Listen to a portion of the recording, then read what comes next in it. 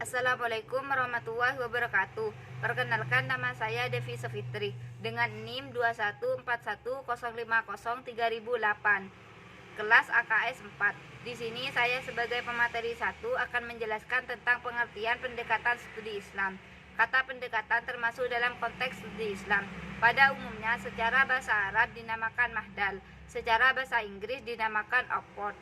Di luar dua term tersebut sebenarnya ada sejumlah istilah lain yang juga sudah begitu populer dalam tradisi ilmiah, yang bermakna relatif sama atau mirip dan menunjuk pada tujuan yang hampir sama pula dengan pendekatan, yaitu person form, conception form, perspective, point of view atau sudut pandang, dan paradig atau paradigma.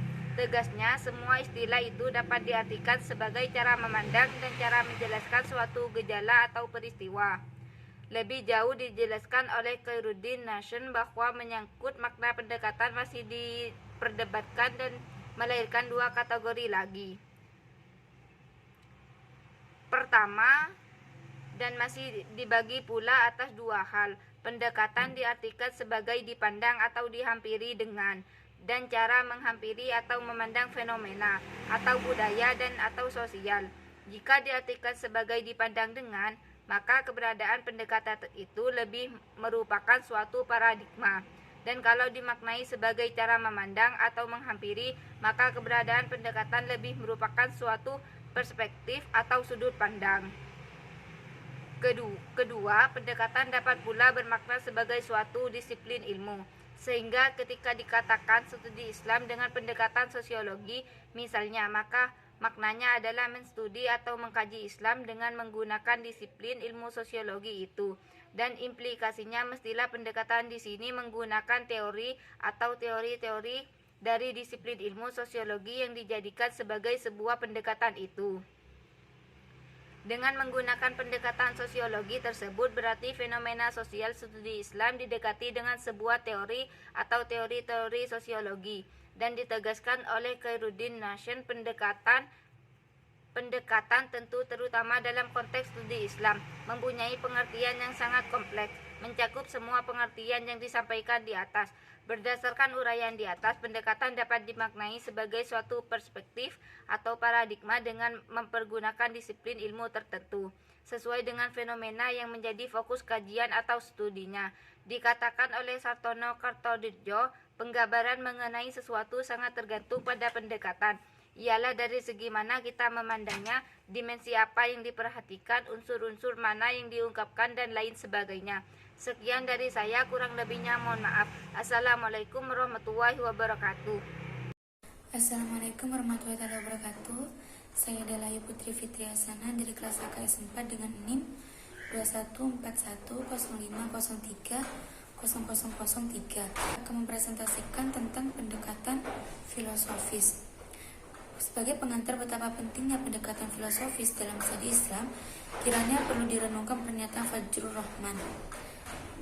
Menurut pengamatan dalam penelitian Fajrul Rahman, salah satu penyebab tidak berkembangnya disiplin keilmuan dalam kalam khususnya atau studi-studi keislaman pada umumnya lebih dari segi materi maupun metodologi adalah dipisahkannya dan dihindarinya pendekatan dan pemahaman filosofis dalam batang tubuh kerangka keilmuan kalam. Menurutnya, disiplin keilmuan filsafat dan pendekatan filosofis pada umumnya sangat membantu untuk menerobos kemacetan bahkan jalan buntu yang dihadapi oleh ilmu-ilmu apapun. Sebagai sebuah pendekatan, sebenarnya filsafat dapat dibedakan atas filsafat sebagai disiplin keilmuan dan sebagai faham atau aliran tertentu seperti esensialisme, perennialisme, eksistensialisme, pragmatisme, progresivisme, dan sebagainya. Dijelaskan oleh Amin Abdullah beberapa wilayah kajian filsafat kategori pertama dengan yang kedua bahwasannya wilayah pertama bersifat keilmuan dan terbuka serta dinamis, dengan wilayah yang kedua bersifat ideologis dan tertutup serta statis.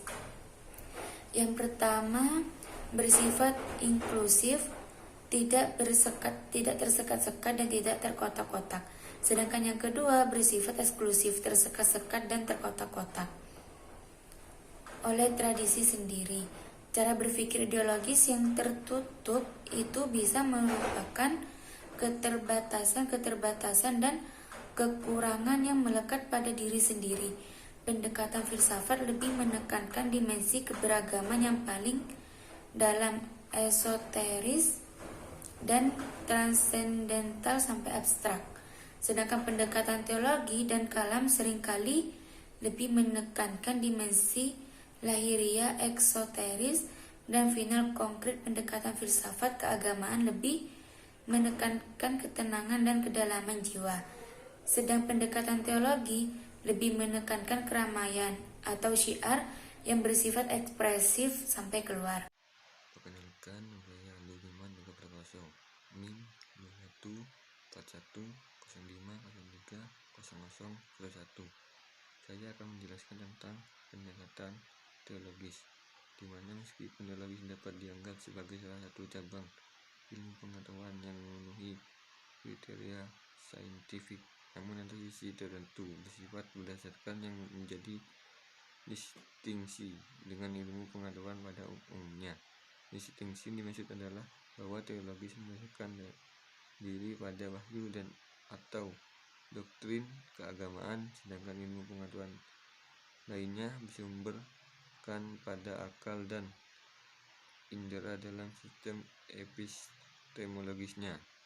Sungguh pun demikian, teologis juga menggunakan akal dalam kerja epistemologisnya. Hanya saja fungsi akal lebih sebagai sebuah instrumen untuk dapat menangkap, menganalisis, dan mensistemasikan apa yang terdapat dalam wahyu sebagai salah satu cabang ilmu pengetahuan agama. Teologis menurut Lonergan merupakan metode transenden yang terjadi dalam 4 tahap, yakni mengalami, memahami, menilai, dan mendiskusikan. Pengalaman adalah merupakan data keagamaan. Pemahaman berarti menghayati makna-makna. Penilaian adalah mencari atau menggunakan kebenaran. Dan keputusan adalah pengakuan atau komitmen terhadap nilai. Pengakuan terhadap nilai agama diterima sebagai salah satu norma yang perlu ditahankan.